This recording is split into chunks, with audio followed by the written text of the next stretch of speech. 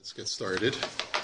Okay, Rabbi, we're on DAF Lamed Gimel Amid Beis at the very bottom. And we're going to go a little bit further than the DAF today because it's one long discussion of hermeneutics. So we'll just get through it, we'll take our medicine, and we'll finish it all up. Kol mitzvahs aseh shazman grama v'chulei. The Mishnah had told us that any positive time-bound mitzvah, women are exempt. We know this. This is something we know in our sleep, right? So Tana Rabbanan, the Brisa now says, Ezohi mitzvahs aseh shazman grama, sukkah, v'lulav, shofar, v'tzitzis, utfilin. What are some examples of time-bound positive mitzvahs? Sukkah, lulav, shofar. Those are intuitive. We know those already. Tzitzis, because there's only a mitzvah to wear the tzitzis, or isamosa. You have to see them, so you don't see at night, so therefore there's no mitzvah of tzitzis at night, so it's time-bound. Tefillin. Tefillin is time-bound because, we'll see, this is actually a machlokas whether tefillin is time-bound, but this brisa holds that it is, either because it only applies during the day and not at night, or alternatively, it only applies 6 out of the 7 days of the week because there's no mitzvah on Shabbos or Yom Tov either for that matter. Ve'ezohi mitzvahs aseh shelo azman grama. What are examples of a mitzvah aseh that is not time-bound? Mezuzah, ma'akeh, aveda, b'shiloach hakein. Mezuzah, ma'akeh, building a parapet around your roof.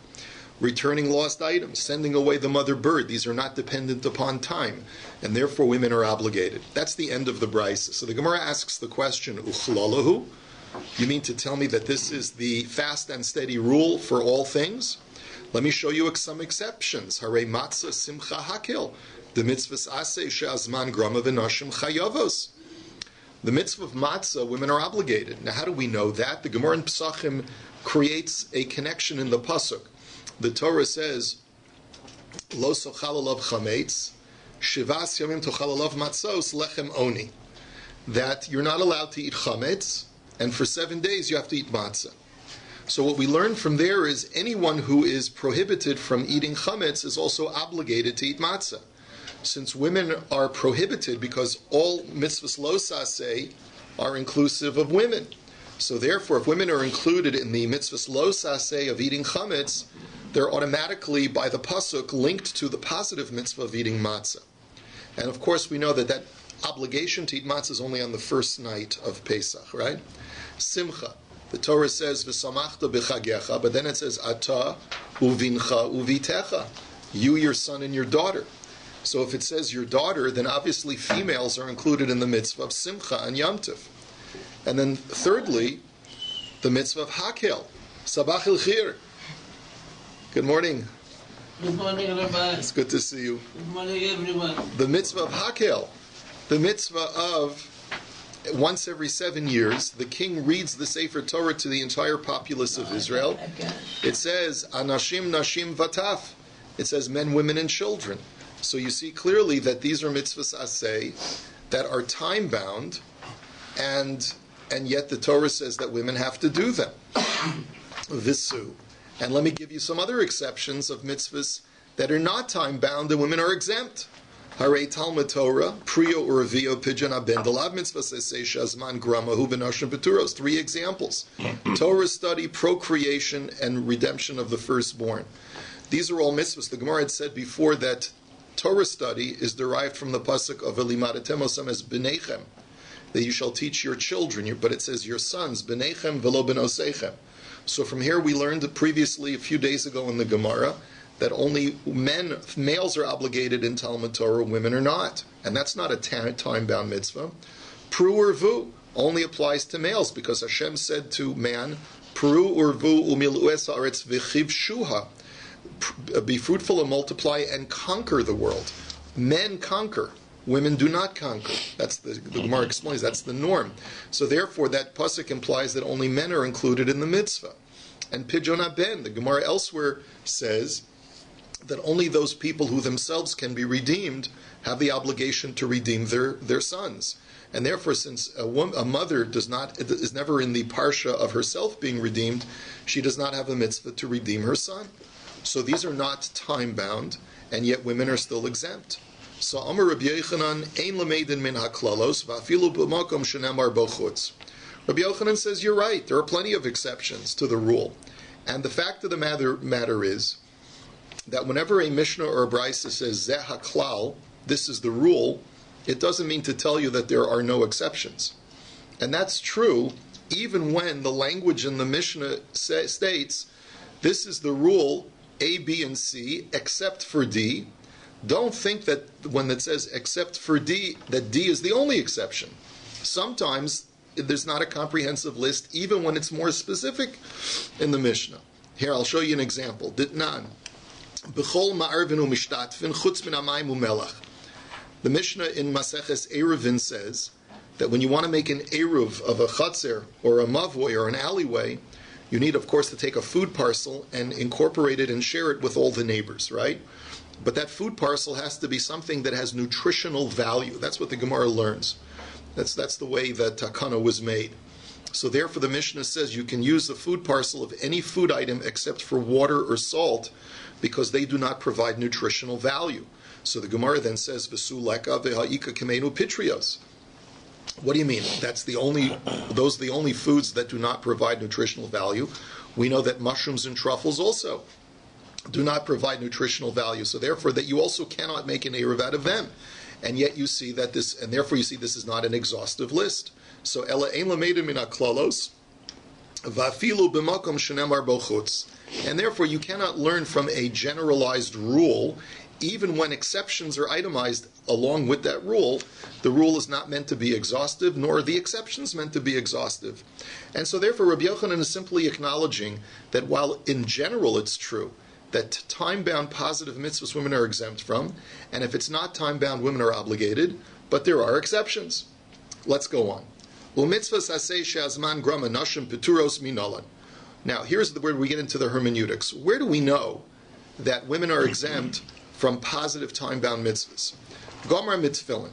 Matfillin nashim peturos, afkol mitzvahs aseh shazman grama nashim peturos. It is all derived from tefillin according to this portion of the Gemara. Tefillin is what we call a binyanav. It is the exemplar that applies to all other examples. So what we basically say is, look at tefillin. Tefillin is a positive mitzvah. It's a time-bound mitzvah, and women are exempt. So too, all positive time-bound mitzvahs, women are exempt. Utfillin gomer lami talmud Torah. Now, how do we know that tefillin is a mitzvah for which women are exempt? It's derived from the mitzvah of Talmud Torah. That ma Talmud Torah nashim peturos, af tefillin nashim peturos. And where do we see that tefillin is connected to Talmud Torah? From the Kriya Shema. Because it says, V'limadetem osam es Menachem ledaber bam, b'shivtecha v'veisecha v'lechtecha v'aderech v'shochdecha v'kumecha. Oh, sorry, ukshartam la'os al yodecha v'hayu l'tot. 1 second. Talmud Torah, someone open up a siddur. Talmud Torah is mentioned right next to the mitzvah of Kriya Shema. No one wants to get a siddur, I see. Okay, everyone's a little tired. Everyone just wants to be passive. It's okay, I understand. So I'm getting one. You got it? Listen, life is tough enough for you guys. I get it. Okay, so. Just wondering. Yeah? Excuse me. Like calling the fire department. Everybody thinks everybody else is. Thank you. Okay. Why are you looking around? So why would we direct it from Torah? So this is what we're doing. It says V'shinantam levanecha v'dibarta bam. You shall teach your children, which is the mitzvah of Talmud Torah. And then right afterwards it says Ukshartam la'os al yodecha v'hayu l'totafos beineinecha. You shall bind it on your arms and on your head. So therefore you see that the mitzvah of Talmud Torah is directly connected to the mitzvah of tefillin. So just like women are exempt from Talmud Torah, women are exempt from tefillin. So the Gemara says, so that's how you know that that tefillin is a mitzvah that women are exempt from. V'nakish tefillin lemezuzah.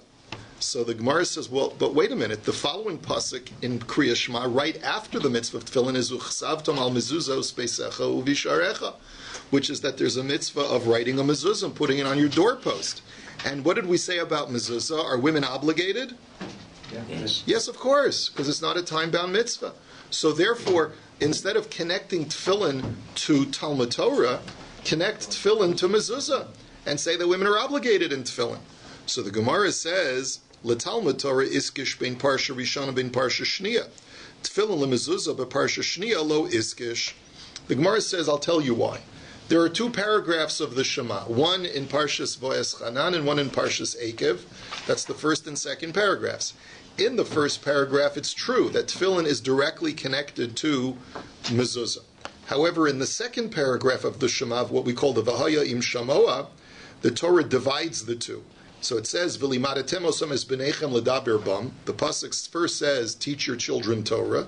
Then uchasavtam al mezuzos beisecha uvisharecha, and then write them. Excuse me. It's first the Torah says, "V'samtem es devarai eila al levavchem ve'al nafshechem ukshartem osam laos al yedchem ve'hayu letotafos beineinechem." First it says the mitzvah of tefillin. Then it says the mitzvah of Talmud Torah, teach your children Torah, and then it says the mitzvah of mezuzah. So you see that mezuzah is no longer adjacent to the mitzvah of tefillin in the second paragraph. So therefore, if we need to connect tefillin to a mitzvah, connect it to a mitzvah that it is adjacent to in both the first and second paragraphs of the Shema, namely Talmud Torah, and not to mezuzah, where it's only adjacent to mezuzah in the first paragraph, but not in the second paragraph. So the Gemara says, "V'nakish mezuzah l'Talmud Torah." But then let's connect mezuzah to Talmud Torah and say that women are exempt from mezuzah because of its adjacency to the mitzvah of Talmud Torah. Lo sal kedaitach tichsiv l'man yirbu yameichem. That's not possible because the Torah says that the reason why you should write a mezuzah al mezuzos beisecha uvisharecha is why l'man yirbu yameichem v'imei v'neichem, so that you'll have a long life. So the Gemara says, Gavri boy chaye noshi lo boy chaye? Question mark. So what? You're going to tell me only men need long lives and women don't need long lives, or want long lives?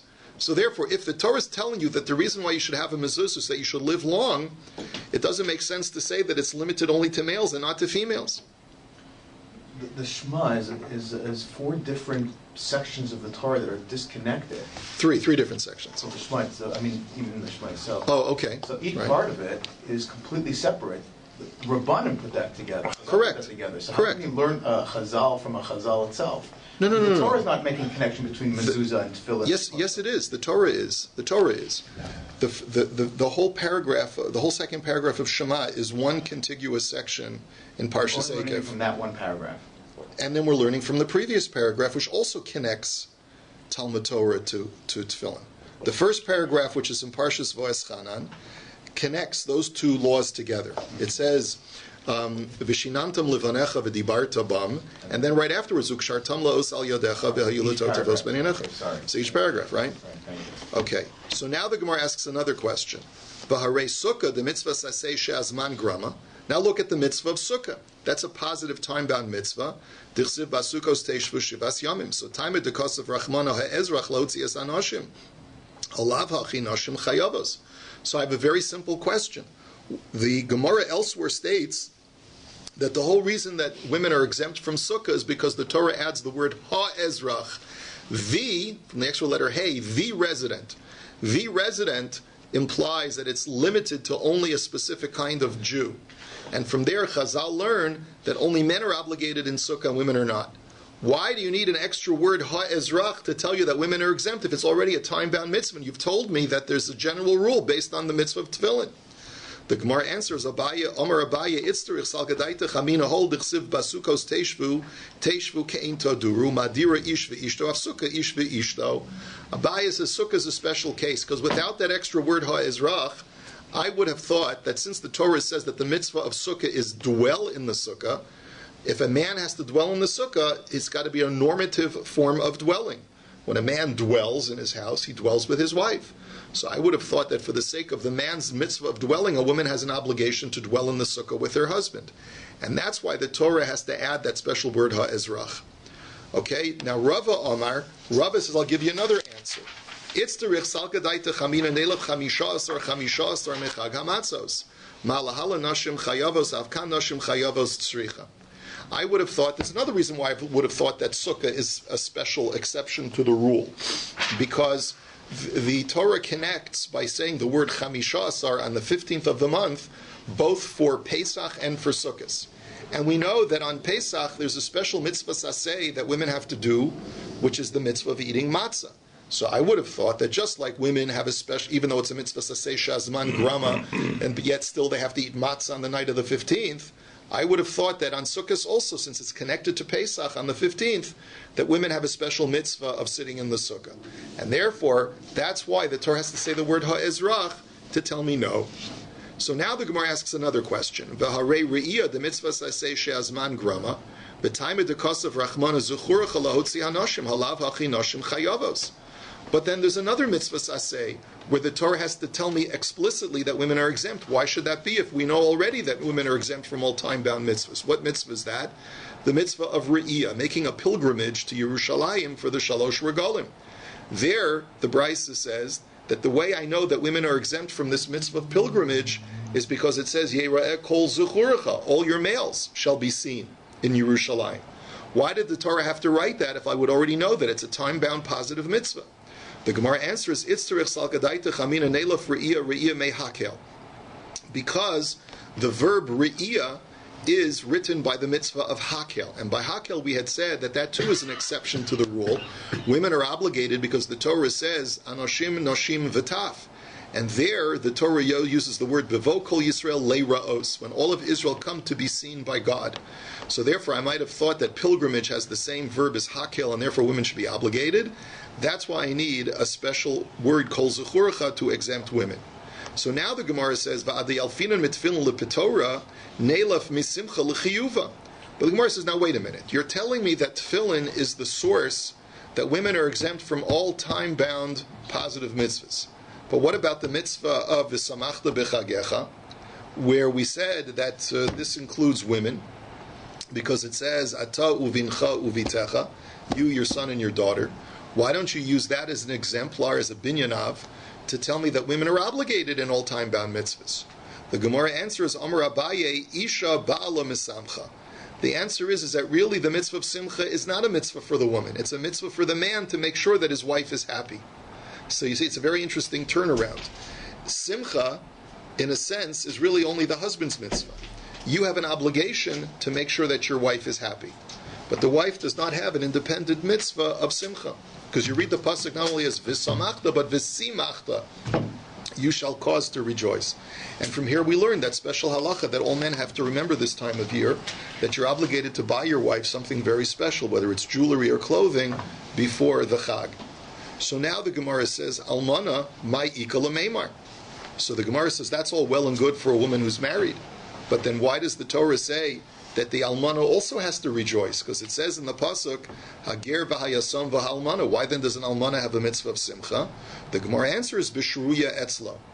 That too is a mitzvah on a man. It's a mitzvah on a man whose neighbor is an almana to make sure that she has nice things for Pesach. And that's why we give mos chitim, to make sure that the almanas in our community have simcha the same way that we do, right? Now, v'neilef me hakel. But why don't you learn out, okay, fine, you can't learn it from simcha. But learn from hakel, just the opposite. That just like hakel is a mitzvah saseh shazman grama, women are obligated, so too women are obligated in all mitzvahs saseh shazman grama. The Gemara answers, Mishum dahava matzah v'hakel shnei ksuvim haboim ke'echad, v'chol shnei ksuvim haboim ke'echad ein melamdin. Very, very important answer. That normally, you're right, when I have an example in the Torah, I can use that as an exemplar and make a binyanav for all other cases like it. But that's only true when it's written one time. If the Torah writes two examples when it only needed to write one example, that's an indication that the Torah wants to localize that rule only to those two places and not to extend it and extrapolate it to all other cases. And that's what's going on over here. We have two mitzvahs aseh she'azman grama where women are obligated, and that indicates to me that the Torah wishes to localize it to only those two cases. What are the two cases? Hakel and matzah. So the Gemara says, Ihachi tefillin uriya nami shnei ksuvim haboim ke'echad bein melamdin. Well, then why don't you say the same thing for tefillin too? Tefillin is your binyanav that on all other cases that are time-bound, women are exempt. But there's another example, which is the mitzvah of re'iyah, where the Torah says it only applies to males and not to females. Don't you have now two examples where one would have sufficed? The Gemara says, no, it's tzrichi. Di'i kosav rachmana tefillin v'lo kosav re'iyah, hava amina neilaf re'iyah mehakel. The ikosav rachmana re'iyah v'lo kosav tefillin, hava amina akish tefillin lemezuzah tzricha. The Gemara says, no. The reason why the Torah needed to write both is because I wouldn't know one from the other. And where I wouldn't know one from the other, we don't say that it's localized. It's say that the Torah needed to write both. If I would have only written tefillin and not hakel, or not re'iyah, I would have thought that women are obligated in the mitzvah of re'iyah because of the verb yera'eh, which appears by the mitzvah of hakel. And if the Torah would have only written that women are exempt from re'iyah, I wouldn't necessarily know that they're exempt from tefillin because I might have thought to connect tefillin to mezuzah, like we had suggested before. And therefore women are obligated, and therefore you need to write both, and yet you still have the binyan av. So ihachi, so the Gemara says, well, using that logic, matzah v'hakel nami tzrichi. So the Gemara says, well, then why don't you say the same thing for matzah and hakel? Don't tell me it's shnei ksuvim avochim boin ke'echad be'malamdin, that it's localized to those two examples. Maybe the Torah needed to write both, because you wouldn't infer one from the other. So the Gemara says, lamai tzrichi. What do you mean? Bishlam ikos of rachmana hakel v'lo kos of matzah hava amina neilav chamishas or mechag asukos. It's one thing if the Torah would have written hakel and it would not have written matzah, then I might have thought that just like women are exempt from sukkah, they are exempt from matzah as well. And that's why the Torah needed to write matzah. Ela nichtov rachmana matzah v'lo boy hakel v'ana mina tefolim chayovim nashim lo kol shekain hilka chavel hu beis ksuvim b'worm ke'echad ve'in melamdin. But when it comes to the mitzvah of hakel, why didn't the Torah just write the women are obligated in matzah? And once I know that they're obligated in matzah, they're chayv in all mitzvahs to say she'azman grama. Why did the Torah have to write it also for hakel? It's not needed over there, because if the Torah says that you have to bring your small children, then obviously you have to bring the wives. So the fact that the Torah wrote dafka wives, dafka women, is indicative of the fact that the Torah seeks to localize and isolate those two mitzvahs which are the exception to the rule and not the rule itself. So the Gemara now says, Hanicha laman da'amr in malamdin, laman da'amr malamdin ma'ika lamemar. So the Gemara says, I'm going to ask you two questions. I'm going to ask the first question and put that first question on hold, and then I'm going to ask you the second question and address the answers to the second question. The first question is that your contention that when I have two mitzvahs where I could have only written one, then I can't use them as exemplars l'kola Torah kula.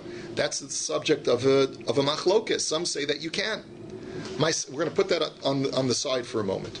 My second question is, Visu mitzvahs asay shelo azman grama nashim chayavos minolan. All you've taught me so far is that women are exempt from time-bound mitzvahs from the law of tefillin. But where's your source that women are obligated in non-time-bound mitzvahs? So the Yalef Mimora, the Gemara says you learn it out from the mitzvah of honoring or revering actually your parents, because the Torah says Ish imo ve'aviv tira'u. Tira'u is in the plural, implying that both a man and a woman are obligated to revere their parents. Ma mora nashim chayavos, af kol mitzvahs aseh shelo azman grama nashim chayavos. That teaches me that just like over there it's a non-time bound mitzvah, and women are obligated, so too women are obligated in all non-time bound mitzvahs. B'neilaf mi Talmud Torah. The Gemara says, why didn't you learn out from Talmud Torah just the opposite? It's a non-time-bound mitzvah, and yet women are exempt. The Gemara says, Mishum dahavale Talmud Torah pri Yerviyah shnei ksuvim b'boim ke'echad v'chol shnei ksuvim b'boim ke'echad ein malamdin. The answer is because there are two examples of non-time-bound mitzvahs that are written explicitly in the Torah that women are exempt, and therefore that teaches me that they're not meant to use for extrapolation to the rest of the Torah. What are the two mitzvahs? One is Talmud Torah, that women are exempt, and one is procreation, where women are exempt. So, the Gemara now says, okay, wait a minute, that's going to work out according to that opinion. But Ula Rabbi Yochanan ben Baroka da Amar al Shneim hu Omer vayivarech osam Elokim peru urvu ma'ika lameimar. But wait a minute, not everyone agrees that procreation is limited only to a male. Rabbi Yochanan ben Baroka says that the mitzvah of procreation applies to females as well. And if that's the case, you do only have one mitzvah where the Torah says that women are exempt, even though it's not time-bound. So why don't you use that as your exemplar, that women are exempt from all positive mitzvahs, even non-time-bound mitzvahs?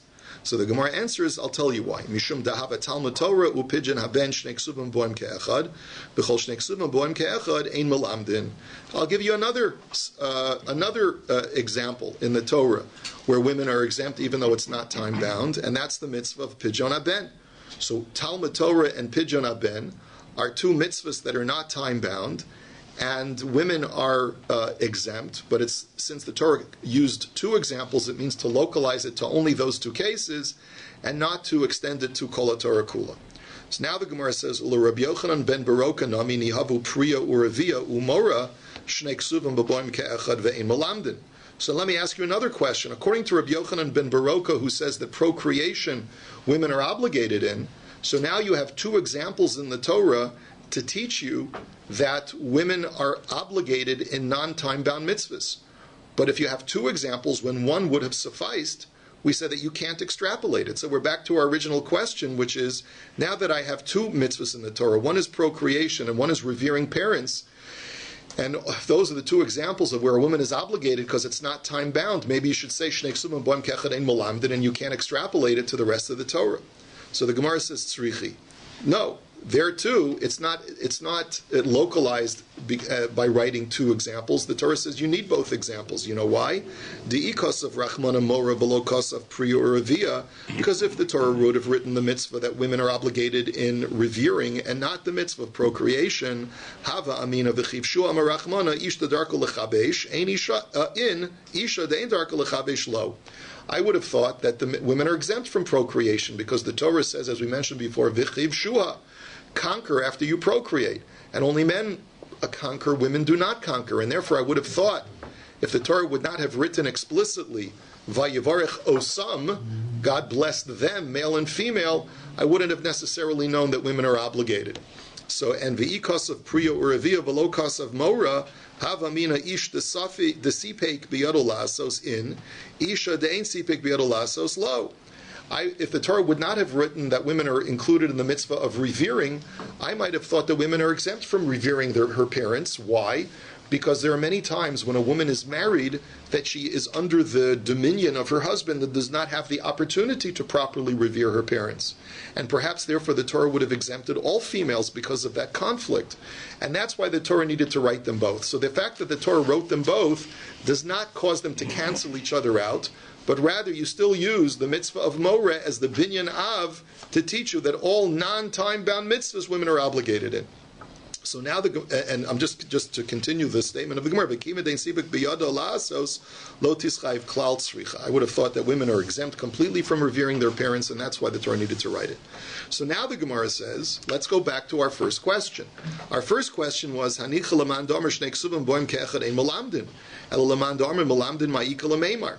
if you remember, just if you're holding cup, right? We're going back to our original question, which was, we said that Talmud Torah and Pidyon Haben are Shnei Ksuvim Haboim Ke'echad.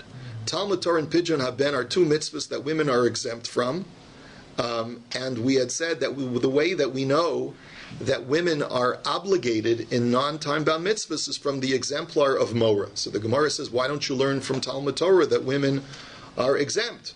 And the answer was because Talmud Torah and Pidyon Haben are Shnei Ksuvim Haboim Ke'echad Ve'ein Malamdin. But what about the opinion that says you are Malamdin, that you do learn out from two mitzvahs to apply to Kol HaTorah Kula? Maybe I should say that both from Talmud Torah and Pidyon Haben we learn that women are exempt from non-time-bound mitzvahs. So Amar Rava Papuna Yadi Lo L'Taima Daha Milsa Umana Ravacha Bar Yaakov. So Rava says, let me tell you what the rabbi of Papunoi says. And who was that rabbi? Ravacha Bar Yaakov. The famous Gemara in Bava Basra says that Ravacha Bar Yaakov was a big darshan, and he expounded in the town of Papunoi that both the Satan and Penina, the co-wife of Chana, acted l'shem shamayim, and that the Satan came himself and kissed Rav Acha on his feet. So we know that's where we know that Rav Acha was the Papunoi rabbi. And he had a beautiful explanation. He says, Omar Kra, v'haya lechala os al yadecha ulezikaron beinenecha, lamantia toras Hashem beficha. Huksha kol haTorah kula l'tfilin. Matfilin mitzvahs aseh she'azman grama v'noshim peturos, af kol mitzvahs aseh she'azman grama noshim peturos. So he says like this, Tefillin is a special case. Tefillin, remember, is the binyanav to teach us that women are exempt from time-bound commandments, right? Why do we say that Tefillin is special, that's the special exemplar? Not just because of its adjacency to Talmud Torah, but also because the Torah itself, when it talks about tefillin in Parshas Bo, it says that the tefillin is for the sake, Laman Tia Torah Hashem Befichas, that the entire Torah of God should be in your mouth. And what does that teach you? That teaches you that tefillin is deliberately meant to connect to all the other mitzvahs in the Torah. So whatever applies to tefillin applies to all other mitzvahs. If tefillin is a mitzvah saseh shazman grama, and women are exempt, so too all mitzvahs saseh shazman grama, women are exempt. And then he goes further. Umid mitzvahs aseh shazman grama nashim peturos, michlal de mitzvahs aseh shalo azman grama, nashim chayavos. And if once we know that that tefillin is the exemplar for those mitzvahs that women are exempt from, and it's only because it's a time-bound mitzvah, then we can infer from there that anything that's not like tefillin, that is not time-bound, women will be obligated. So the Gemara now says, but now wait a minute, you're making a big assumption. Hanicha l'man domer tefillin mitzvah saseh shazman grama. Ela l'man domer tefillin mitzvah saseh shalo azman grama ma'ika l'meimar. But that only works out if you hold that tefillin is a time-bound mitzvah. But there are other Tanoim who hold that tefillin is not time-bound. So why don't we say that women are exempt from all mitzvahs aseh? The Gemara answers, Man shamas leidomer tefillin mitzvahs aseh shalo azman grama Rabbi Meir. V'savar la shnei ksubim aboim ke'echad b'chol shnei ksubim aboim ke'echad ein melamdin. So the Gemara says, let's go back.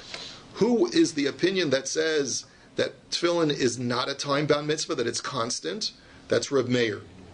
Reb Meir holds of this principle that when you have two examples in the Torah, you can't learn from two examples when one would have sufficed. And therefore, we go back to our original teaching. Tefillin is the only example of where there's only one binyan av that does not have another example written with it.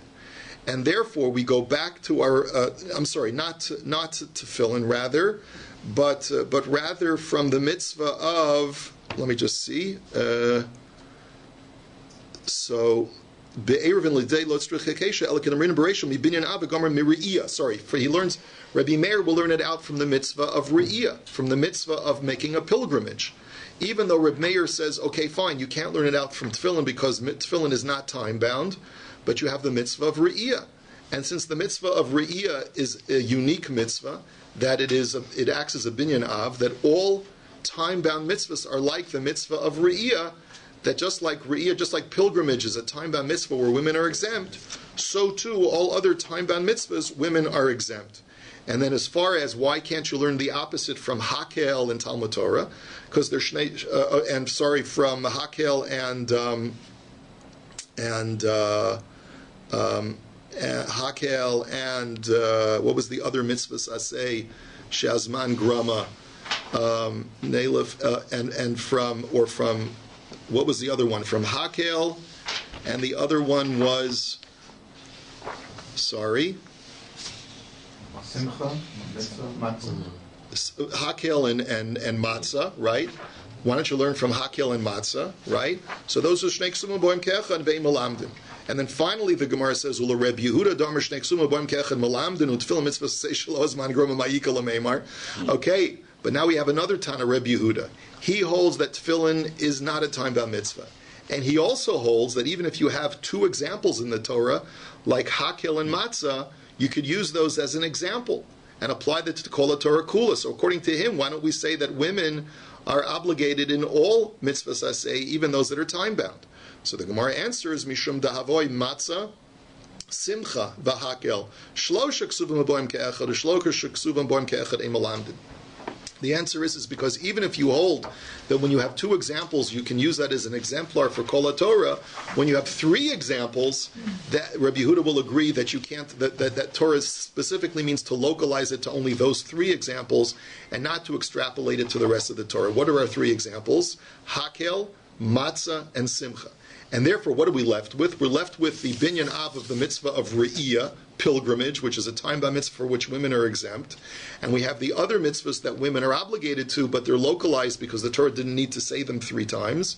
And that's how I know, according to everybody, that women are exempt from mitzvahs aseh, shazman grama.